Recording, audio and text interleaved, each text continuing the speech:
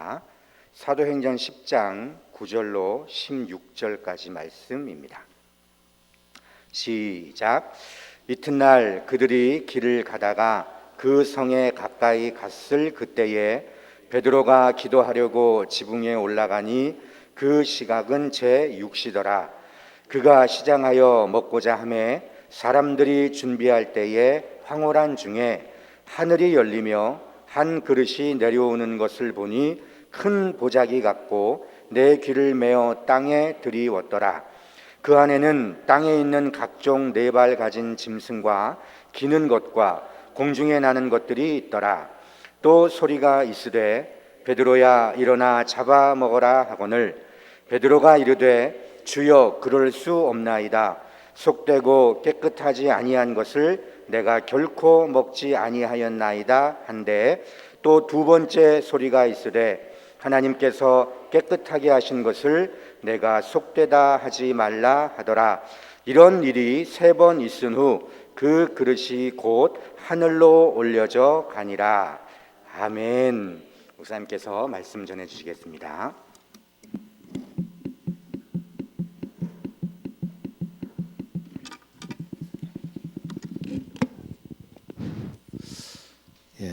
코로나가 좀처럼 수그러들지 않고 있습니다. 연일 700명, 800명 대의 확진자가 생기고 있는데 여러분 방심하지 마시고 수칙을 잘 지키고 또 안전에 최선을 다해 주시기를 바랍니다. 이제 벌써 4월 달이 다 지나가지요. 4월 달 마지막 수요일입니다. 다음 수요일부터는 30분간 시간이 늦어집니다. 여러분들 꼭 기억하시고요. 그리고 5월 월삭 예배는 하루 당겨서 4월 30일 날 금요일이죠.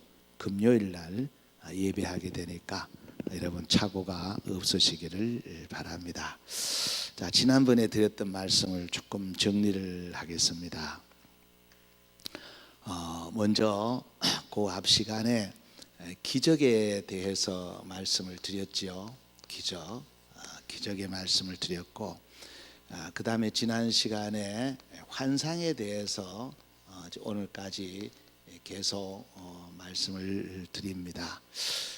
이 환상은 먼저 고넬료의 환상이 나오지요. 지난주에 말씀을 드렸습니다. 이 고넬료가 환상을 보았습니다. 근데 여러분, 이 고넬료를 보면은 가장 이상적인 신앙의 모델이에요. 정말 그리스도인들이 본받고 싶은 모델이에요. 왜냐하면은 우리가 살아가는 공동체가 가정이죠. 그리고 일터고 교회거든요. 요 3가지 공동체에서 거의 완벽에 가까울 정도로 삶을 살았던 분이 고넬료입니다. 참 대단하죠. 자, 그래서 이 고넬료는 먼저 가정입니다. 가정은 경건한 가정으로 하나님을 경외하는 가정이었어요. 이 가정이, 그러니까 모든 기본이 가정이잖아요. 출발이 가정이잖아요. 그래서 고넬료의 가정은 정말 우리가 본받아야 할 가정이고 모델로 삼아야 될 그런 가정이에요. 여기에서만 문제가 일어나지 않으면 사실 문제가 일어날 일이 없죠. 여호와를 경외하는 경건한 가정이다. 그 다음에 두 번째는 뭐냐? 우리가 살아가는 데 있어서 중요한 것은 일터잖아요. 일터가 참 중요하거든요. 근데 고넬료는 이달리아대 백부장입니다. 쉽게 말하면은 그 세상 속에서도 성공한 분이에요. 세상 속에서도 머리가 된 사람이에요. 그러니까 가정뿐 아니라 직장에 있어서도 성공적인 삶을 산 사람이에요. 그리고 교회거든요. 교회인데, 교회 생활인데, 교회 생활에 있어서는 기도와 구제입니다. 기도하고 구제하는 일에 정말로 열심을 다했던 분이에요.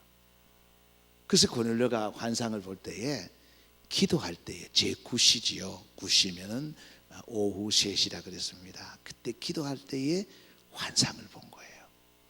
그리고 환상을 보여줄 때 하나님께서 뭐라 그랬느냐? 네가 구제하는 것을 내가 기억했다.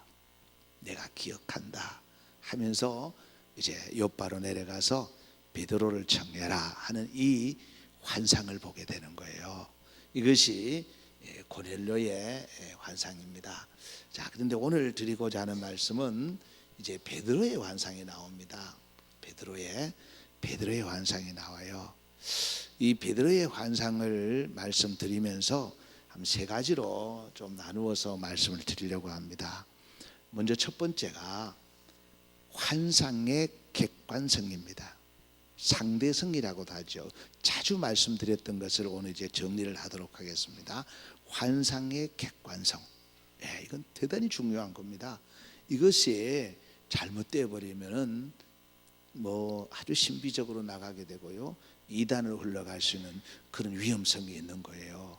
그래서 왜 그러냐 하면은 우리는 이제 만민 제사장입니다. 왕 같은 제사장이에요. 특별하게만 어떤 한 사람에게 하나의 환상을 보여줘서 그 사람을 통해 역사하는 것이 아니라 그 사람을 통해서 누군가를 세우려고 하면은 객관성이라는 거예요. 상대적으로 역사한다는 거예요. 그래서 환상의 오늘 객관성에 대해서 말씀을 드릴 겁니다. 그 다음에 두 번째입니다. 자기 생각과 또 여러 가지 그 환청이라든가 또 이런 걸 듣고 뭐 이상한 것을 보고 환상이라고 생각하는데 환상이 아닌 게 많습니다. 그래서 환상의 신빙성, 믿을만 해야 된다 그 말이에요. 신빙성에 대해서 말씀을 드리고, 그 다음에 마지막으로 세 번째는 환상의 내용입니다. 내용. 베드로가 본 환상의 내용에 대해서 쭉 말씀을 드리고 정리를 하고자 합니다. 자, 그러면 다시 앞으로 돌아가서 고넬료가 저렇게 가정과 일터와 교회 생활에 정말 완벽에 가까운 삶을 살았다 그랬죠. 그런데 중요한 것은 사람은 다 똑같지 않아요. 그래서 먼저 보통 세상 사람들의 기준이 물질이잖아요. 물질이거든요. 그래서 여러분 이렇습니다. 가난하다고 비굴해서는 안 돼요. 그리고 부하다고 교만해서는 더더욱 안 되는 겁니다. 가난하다고 어깨가 처지면 안 돼요. 부하다고 어깨가 올라가도 목에 힘이 들어가도 안 된다 그 말이에요. 왜? 주신 자도 여호와, 취하신 자도 여호와이기 때문에. 그래서 각자에게 주어진 달란트와 은사들을 통해서 정말 가정과 일터와 교회를 통해서 하나님의 뜻을 이루고 하나님의 나라를 확장해 나가면 되는 겁니다. 그것이 바로 경건한 사람이에요. 그래서 대부분 사람들이 보면은 항상 하는 말이 있죠. 무언가 됐을 때에 뭘 하겠다는 거거든요. 무엇을 가졌을 때 하겠다는 거거든요. 근데 이렇습니다. 성경에 말하는 것은요, 심은 대로 거두리라 그랬잖아요. 근데 반드시 심을 씨앗은 다 주었다 그랬어요. 아무것도 없다 그랬는데 아니다는 겁니다. 심을 씨앗은 다 하나님 준 거예요. 그래서 여러분 성경에도 여러 가지 기적이 일어났는데 그 기적에 보면은 반드시 씨앗은 있어요. 500여의 기적이 아무것도 없는 데서 500여의 기적이 일어난 게 아니잖아요. 물고기 2마리와 보리떡 5개를 심었으니까 기적이 일어난 거예요. 사르밧 과부의 기적도 마찬가지입니다. 그렇잖아요. 그 가루 한 움큼과 기름 조금 남았잖아요. 그걸 심었기 때문에 나온 거예요. 뭐 수냄 여인도 마찬가지고요. 그래서 중요한 것은 우리가 살아가면서 하나님이 내게 주신 은사와 달란트와 또 기술과 기능과 물질과 이 모든 것을 가지고 누군가를 또 공동체를 살리는 데 쓰임 받게 되면 그것이 큰 능력이든 적은 능력이든 많든 적든 간에 그것이 중요한 게 아니다 그 말이에요. 그래서 우리 과부의 그 엽전 두 랩돈 아시잖아요. 그렇습니다. 그걸 우리가 좀 몸뒤에 두고 나는 왜 이렇게 고렐료처럼 세상에서 성공하지 못했을까 뭐 이런 생각은 하지 마시고 있는 그 자리, 있는 달란트, 은사 거기를 통하여 우리가 하나님의 쓰임 받는 선한 도구가 되시기를 먼저 주의 이름으로 축복합니다. 자, 그러면 이제 환상의 객관성을 한번 보십시다. 환상의 객관성을 세 가지로 말씀을 드립니다. 예수님의 어머니, 아버지, 그리고 사도 바울과 아나니아, 그리고 마지막에 나오는 고넬료와 베드로, 이 객관성에 대해서 그저 성경에 있는 말씀들을 한번 찾아보도록 하겠습니다. 먼저 예수님의 어머니 마리아와 아버지 요셉. 자, 누가복음 1장 31절 같이 읽습니다. 보라, 네가 잉태하여 아들을 낳으리니 그 이름을 예수라 하라. 누구에게 한 말이냐면 마리아에게 한 말입니다. 깜짝 놀랐어요. 예? 나는 남자를 한 번도 가까이 하지 않는데 잉태라니. 근데 천사가 상세하게 말씀을 해줍니다. 그 말씀을 우리가 이렇게 한번 유추해 보면, 마리아야, 구약에 다 예언해놨잖아. 그 말씀을 가지고 마리아에게 설득을 시켰을 거예요. 그랬더니 누가복음 1장 38절을 보십시오. 기가 천 말을 합니다. 같이 읽습니다. 마리아가 이르되 주의 여정여원이 말씀대로 내게 이루어지이다 하매 천사가 떠나가니라. 예, 말씀대로. 이것이 신앙이에요. 예, 여러분, 환상, 기적, 그 속에 말씀을 붙드는 거예요. 말씀을 붙드는 겁니다. 자, 이렇게 마리아에게만 그 환상 또 꿈 이렇게 역사했다면 요셉은 굉장히 오해를 할 만돼요. 그래서 객관성이라는 겁니다. 객관성. 자, 마태복음 1장 19절은 이제 요셉에게 나타났습니다. 같이 읽습니다. 그의 남편 요셉은 의로운 사람이라 그를 드러내지 아니하고 가만히 끊고자 하여. 요셉도 신사입니다. 대단한 신사예요. 그 약혼녀가 임신을 했을 때에 가만히 끊고자 합니다. 근데 그때에 천사들이 와서 그 모든 정황을 설명을 해주잖아요. 예, 그때의 마태복음 1장 20절을 한번 보십시다. 같이 읽으십시다. 이 일을 생각할 때에 주의 사조가 현명하여 이르되 다윗의 자손 요셉아, 네 아내 마리아 데려오기를 무서워하지 말라. 그에게 잉태된 자는 성령으로 된 것이라. 넘겨보세요. 24절 같이 씁니다. 요셉이 잠에서 깨어 일어나 주의 사자의 분부대로 행하여 그의 아내를 데려왔으나 동침하지 않았지요. 낳을 때까지 동침하지 않았던 겁니다. 주의 사자의 분부대로, 다른 말로는 말씀대로. 말씀대로. 자, 보십시오. 이제 마리아에게 역사했던 그 성령의 신비로움, 그 환상, 현몽, 똑같이 요셉에게도 역사했다는 거예요. 이것이 성령의 역사입니다. 기독교가 희망한 어떤 주상적인 그런 교리가 아니에요. 아주 구체적입니다. 구체적이에요. 그래서 누군가가 나에게 어떤 얘기를 할 때에 내가 응답을 받아야죠. 성경은 상당히 객관성을 얘기하거든요. 객관성입니다. 예.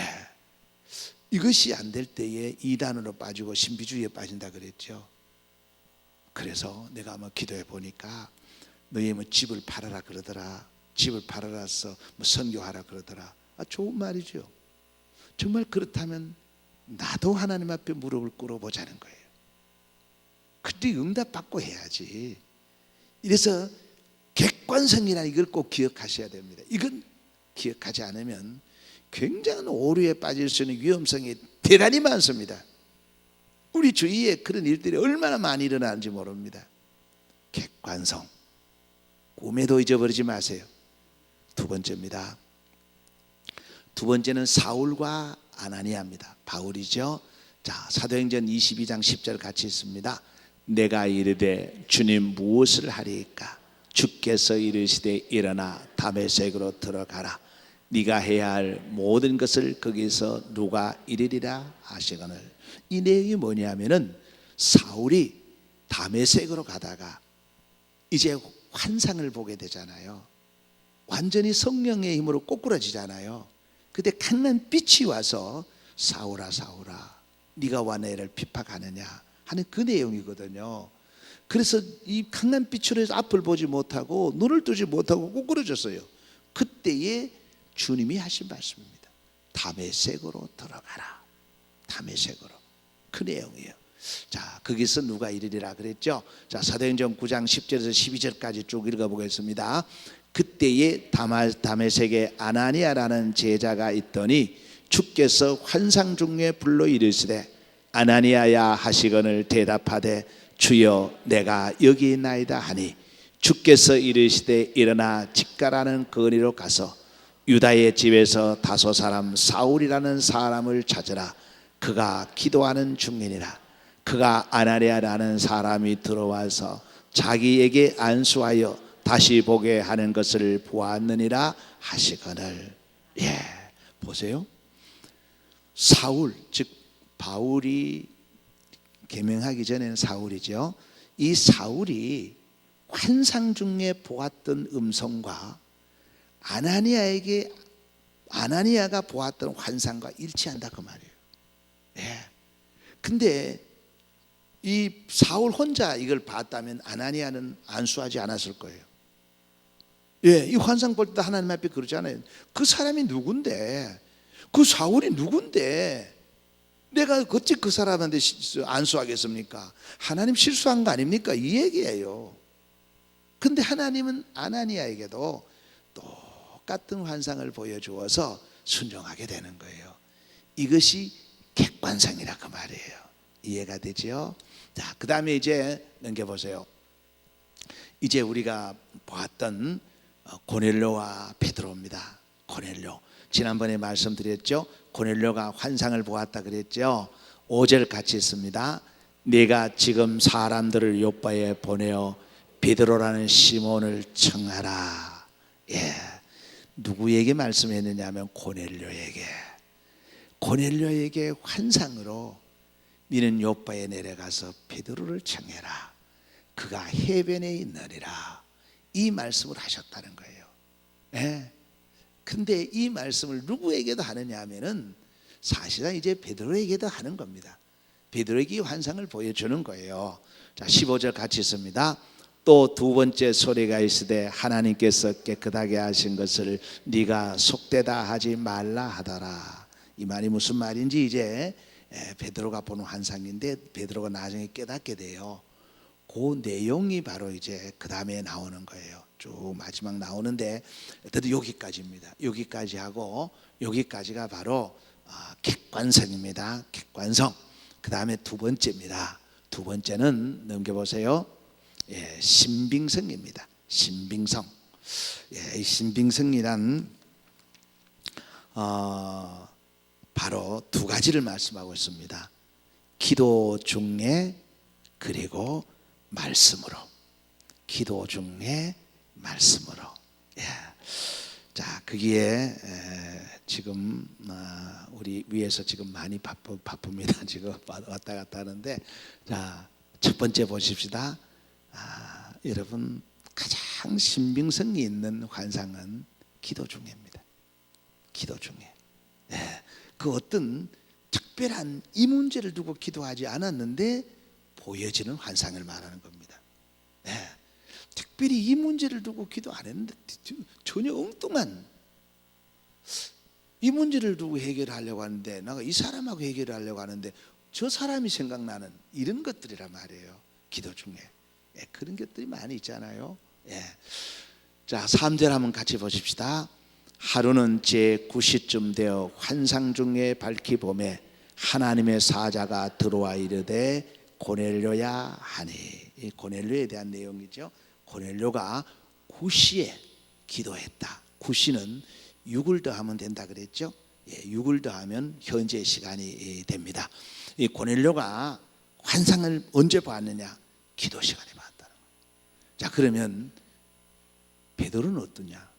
9절 보십시다. 9절 이튿날 그들이 길을 가다가 그 성에 가까이 갔을 그때에 베드로가 기도하려고 지붕에 올라가니 그 시각은 제6시더라. 12시죠. 정오. 베드로가 언제 환상을 봤느냐? 기도 시간에 본 거예요. 기도 시간에 본 겁니다. 그래서 환상의 신빙성에 있어서 중요한 것은 기도 시간에 기도하는 가운데 그 문제 두고 기도 안 하는, 내가 이 사람 문제를 두고 기도하려고 하는데 이렇게 해결해 줬으면 좋겠다고 하는데 이 사람 문제를 이 사람이 해결해 주라고 뭐 이런 쪽의 어떤 그런 부분들이 바로 이 기도 중에 나타나는 환상들입니다. 가장 신빙성이 있는 거예요. 두 번째는 넘겨보세요. 말씀입니다. 여기 4절을 한번 보십시다. 고넬료가 주목하여 보고 두려워 이르되 주여 무슨 일이니까? 천사가 이르되 내 기도와 구제가 하나님 앞에 상달되어 기억하신 바가 되었으니. 말씀이에요. 하나 천사가 말씀하는 거예요. 말씀. 그 다음에 16절 같이 읽습니다. 이런 일이 3번 있은 후 그릇이 곧 하늘로 올라져 가니라. 이제 이 말씀을 우리는 이렇게 적용을 합니다. 여러분, 멀쩡한 정신으로 성경을 읽다가 분명히 성경에 집중을 합니다. 그 내용의 은혜를 받습니다. 그런데요, 그 은혜 받는 그 순간에 우리의 생각을 성령이 지배할 때가 있어요. 몇 초가 안 되는 때도 놀랍도록 성령은 우리의 생각을 사로잡을 때가 있습니다. 이 계획되지 않는데 스쳐가는 것처럼 성령이 우리 생각을 딱 잡아버려요. 그 짧은 시간에도 많은 것을 생각나게 하는 이런 것들이 바로 신비로운 환상이라 그런 말이에요. 그래서 여러분, 환상의 그 신빙성은 크게 두 가지로 결국 요약하면 뭐겠어요? 말씀과 기도라는 겁니다. 말씀과 기도. 그 속에서 하나님의 음성을 듣고 그 속에서 신비로운 것을 보고 그 속에서 깨달음이 있는 거예요. 여러분, 기도도 습관이거든요. 습관이 되지 않으면 기도 못합니다. 예수님도 습관을 따라서 기도했잖아요. 습관이 되지 않으면 기도 못해요. 기도는 습관이 돼야 돼요. 그러기 위해서는 아주 반복되는 날들이 지속이 돼야 되는 겁니다. 그럴 때 이게 나름대로 집중해서 기도할 때에 바로 성령님이 말씀을 통하여 역사하는 겁니다. 이 말씀이 이런 거구나, 이렇게 해야 되는구나. 말씀을 듣고 깨달아서 다시 바른 길로 가게 되고 순종하게 되고 그러잖아요. 이것이 바로 환상의 신빙성이다 하는 것을 말씀을 드리고, 이제 마지막으로 환상의 내용입니다. 베드로가 본 환상의 내용을 말하는 겁니다. 자, 14절 같이 읽습니다. 베드로가 이르되 주여 그럴 수 없나이다. 속되고 깨끗하지 아니하는 것을 내가 결코 먹지 아니하였나이다 한데, 15절 또 두 번째 소리가 있으되 하나님께서 깨끗하게 하신 것을 네가 속되다 하지 말라 하더라. 16절 이런 일이 3번 있은 후 그 그릇이 곧 하늘로 올라져 가니라. 이 환상을 보고 이제 17절부터 쭉 나오는 내용들이 바로 베드로가 순종하는 거예요. 이 말씀 뭐냐? 이 환상의 내용이 뭐냐면 이방인에게 복음을 전하라는 거예요. 편견과 그리고 선입견을 버려라는 겁니다. 이건 아주 무서운 겁니다. 예. 여러분, 이거 얼마나 선입견이 무서운지요. 그리고 편견, 이건 정말 버리기 어려운 겁니다. 하나의 도구마가 진리화 되어 버리는 거예요. 이것이 꽉 머리에 들어와 버리면 좀처럼 바꿔지지 않습니다. 이랬던 베드로가 환상을 봤죠.